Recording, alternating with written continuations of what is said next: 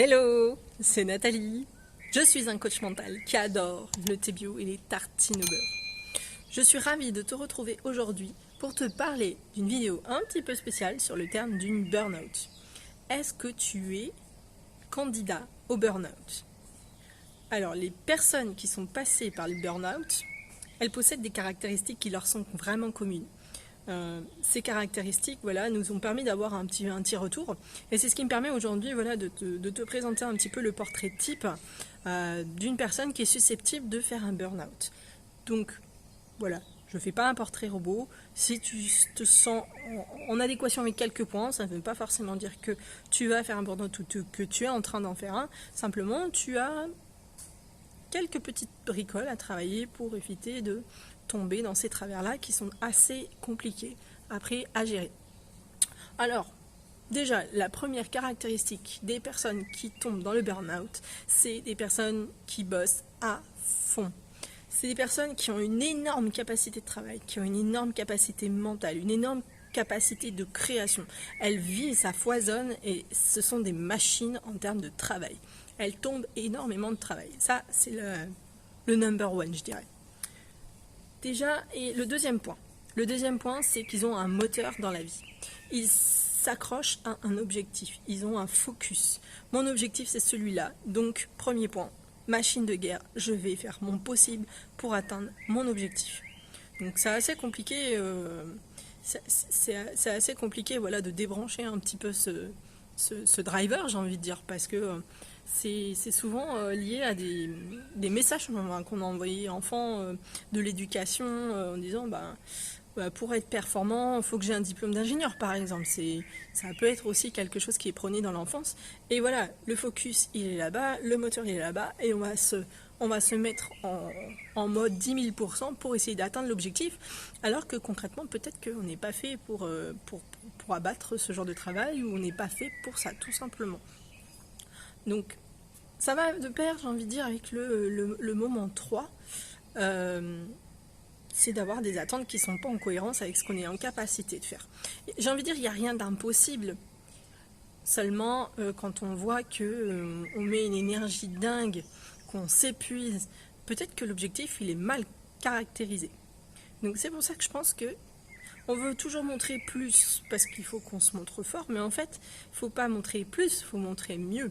Et mieux, ça veut dire mieux caractériser notre objectif. Donc si on s'échine et qu'on voit qu'on s'épuise à faire quelque chose, c'est pas forcément qu'on donne pas assez, mais c'est parce qu'on donne mal.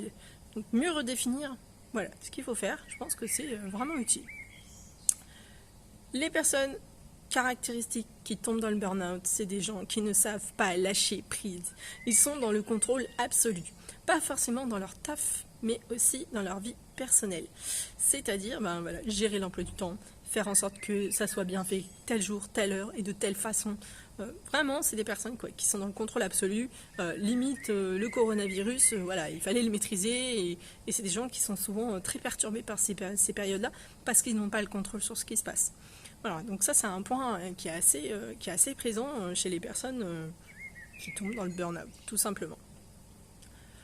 Alors, les personnes qui ont du mal à dire non, ce sont également des personnes qui tombent facilement dans le burn-out parce qu'elles ne savent pas dire non, par exemple, à une charge de travail qui est déjà intense.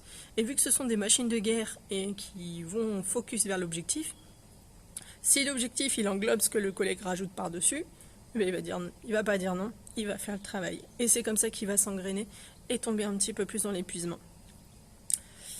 Ensuite, il y a un point qui est important, c'est que la personne qui est susceptible de tomber dans le burn-out, j'ai développé 2 points, mais je pense que ces 2 points, ils sont ensemble, c'est le perfectionnisme et le besoin de se dépasser.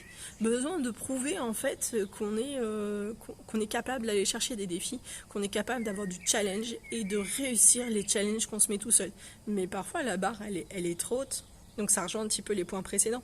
La barre, elle est trop haute ou elle est mal calibrée parce que ce qu'on veut, c'est pas là-haut, en fait, c'est ce qu'il y a là-bas. Donc c'est important de se poser et de ne pas attendre en fait de qui que ce soit d'autre d'avoir un retour. C'est important de se caler soi et d'imaginer quel est son ressenti et de dire ok, j'ai envie d'aller là-bas, mais j'ai besoin de me challenger, mais là c'est trop. Alors qu'est-ce que je veux exactement? De mieux cibler, c'est vraiment l'important. Et les personnes voilà, qui tombent facilement aussi dans le burn-out, c'est les personnes qui s'oublient, qui font passer les autres avant. Donc j'ai une vidéo où je tombe un petit coup de gueule comme ça sur la bienveillance et la gentillesse, parce qu'on est complètement dans cette facette-là d'écouter les autres et de ne pas s'écouter soi. Voilà, donc parfois on dit oui, alors je vais pas retomber dans cette vidéo parce que là je vais m'énerver. Donc bon, voilà, tout simplement être gentil, ça fait partie un petit peu de ce point-là. Il faut vraiment écouter ses besoins et si clairement on s'écoute, on dit ah non mais là j'ai vraiment pas envie, bah dites-le. Voilà, dites pas ah oui mais parce qu'il va être content. Bah non, si t'as pas envie de toi, bah il sera pas content et puis ça changera quoi? Bah ça changera pas grand-chose derrière. Voilà, tout simplement. Les personnes qui sont susceptibles de tomber dans le burn-out, ils ont un besoin de reconnaissance qui est dingue. Vous attendez énormément de retours, de signes, de marques de reconnaissance des autres. Alors ça, c'est quelque chose d'assez intense. Je pense que je referai une vidéo là-dessus parce que c'est quand même incroyable de voir que vous attendez inconsciemment des choses de la part des autres.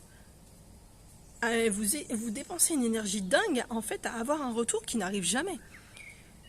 Moi j'ai envie de dire, allez chercher vous-même les retours, hein. Vous n'avez pas besoin des autres. Cherchez quelque chose qui vous permet d'avoir un retour et de vous satisfaire vous-même. Alors là ça c'est royal.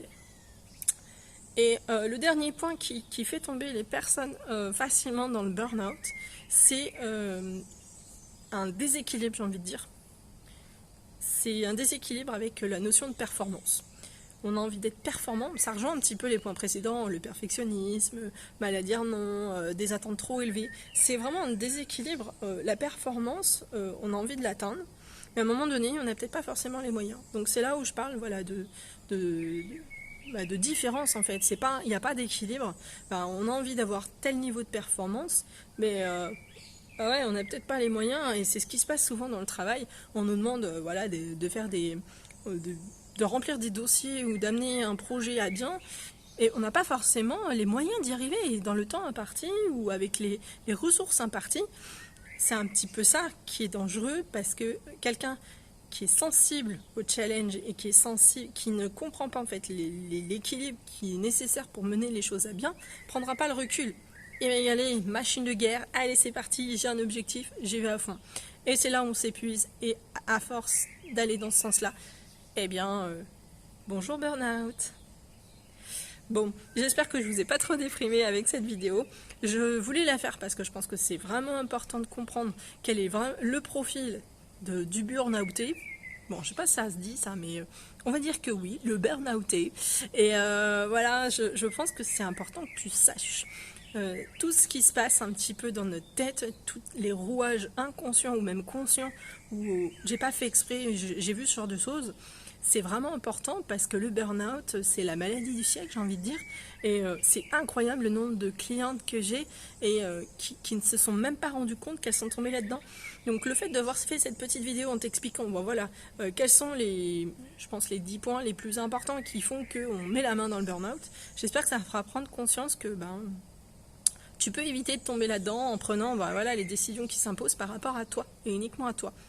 Et si tu veux, toi, aller plus loin dans la gestion du stress, que tu penses que ça va être difficile pour toi de travailler là-dessus seul, je ne sais pas, maîtriser ton mental, d'avoir plus de temps, de faire en sorte voilà, d'être solidement bâti pour surtout pas tomber dans le burn-out. Si tu as besoin d'aide, n'hésite pas, tu cliques sous la vidéo, tu trouveras les liens et toutes les descriptions concernant mon coaching. Et j'offre également un guide de la gestion du stress, donc n'hésite surtout pas voilà, à cliquer et à regarder ce que je propose.